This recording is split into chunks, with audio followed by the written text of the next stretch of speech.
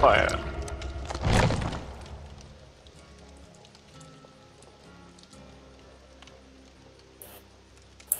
Bă, alaltă era mers bine, a ieșit 3. Le-ai văzut? Nu, nu, că n-am mai stat pe YouTube. Da, am uitat asta seara.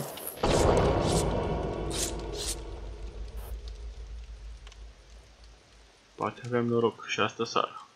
Mai scoatem vreo 2, 3, 4, 5. Asta e mult de editat la ăla cu macheta.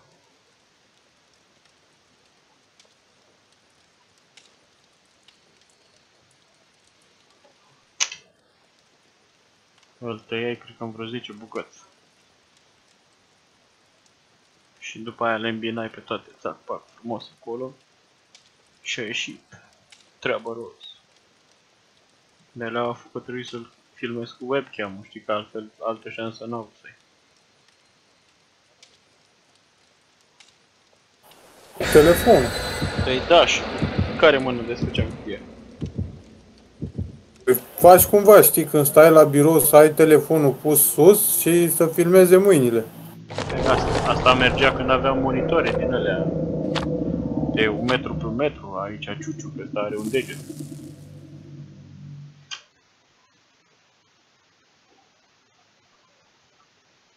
Și nu te ajută.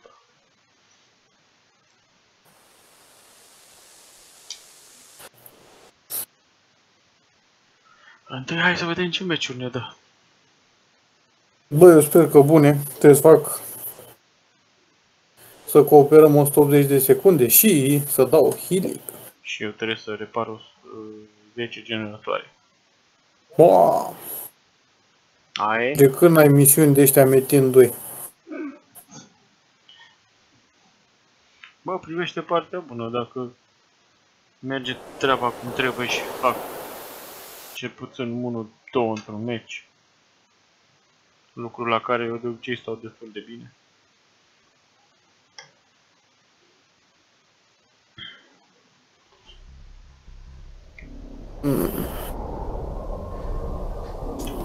La știam pește prăjit, era la drept.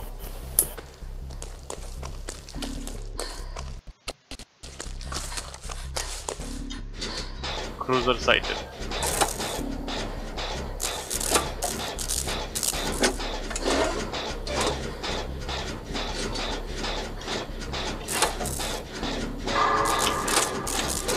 Tu ai vreun generator pe undeva? A, unul pe barcă.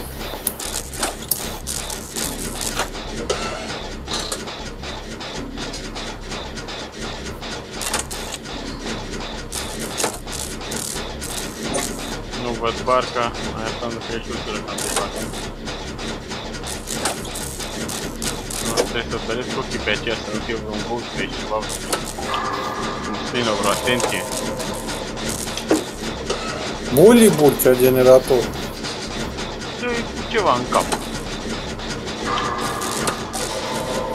Da, cu ce? A doua oară. Bă, mai dă mă, naiba. Băiatul te sfătuiește să o întii. Că ești magnet pentru killer, mai rău ca de obicei.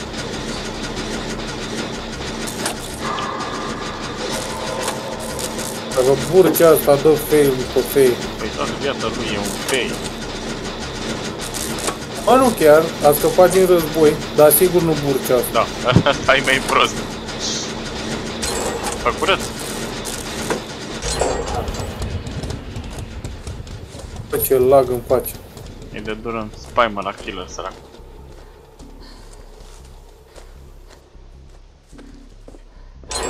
Ăla e al tău. Au câinele. E janghina aia de... Cum îl cheamă că nu vine acum? Clopotarul lui pește. Să-l auzi eu Jucai și azi pe clopotar ronțăind pe lângă mine. și mă făcură, mă. Salut. Jucai și azi un meci pe clopotar, mă făcură, mă. Mă mir că tu cai bine pe clopotar. Bă, fură din aia experimentați, frate, numai jucători profi din aia. Una a avut costumul ăla lui Mikasa, pe Yui Kimura. Clopotarul ăsta s-ar putea să ne distrăm o sără cu el. Maker pregătește ceva pentru endgame. Nu mai Kobe. Nu pregătește nimic. De fapt e un jucător nou care habar n-are să joace și noi câștigăm și ieșim și e... Uite, văd că sparge un palet acolo pe sus, pe undeva pe parcă. Aleargă pe cineva. Foarte bine. Pe Burcea, cred că Jane e cu mine aici. Atâta timp cât nu suntem Bună noi, software, mă. e foarte bine. Eu, mă! Picioarele că am făcut, numai încolo să mergem. Uite Burcea, e la un generator sângurel. Nu văd. Bună ziua, domnule Burcea, nu vrei două doamne cu cuc în preajma ta? Da, nu cred că e cea mai bună idee. Morții tăi. Ba da, dă aici. Bă, până alergă ăsta pe aia, pe... Că văd că e obsesia lui. Scumpă și dragă. Da. Și acum nu mai alergă, e foarte posibil să vină încoace. Ba da, eu. Nu aducem coafirea dracu de ei. Te picor. Bă, frate, nu facem nimic cu Burcea asta.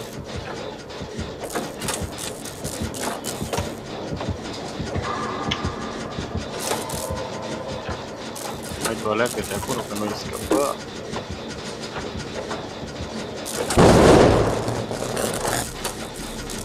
Ce să mai zici? Uite,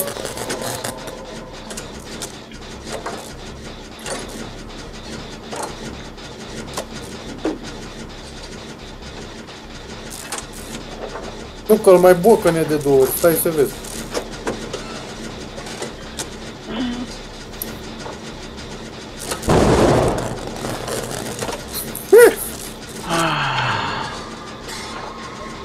Hai Burcea, mai dă-i o dată.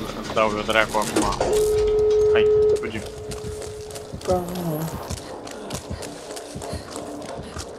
Bă, trebuie să mergem să scăpăm pe proasta aia. Uite, o scapă Burcea. Păi ești nebun? Da, chiar avem o echipă care cooperează și face ce trebuie. Stai de pază. Aici, un boschet camuflat. De locuri. Ești gata. Rupe scoarta. Hai să mai stăm aici, să luăm punct.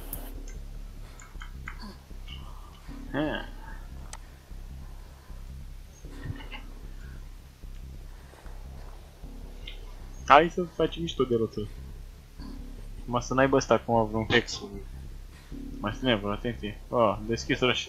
Hai să plecăm că ultima dată când am făcut din astea a avut Blood Warden și nu vreau să spun ce s-a întâmplat. Ba știu că eram acolo. Da. Ai făcut tot așa.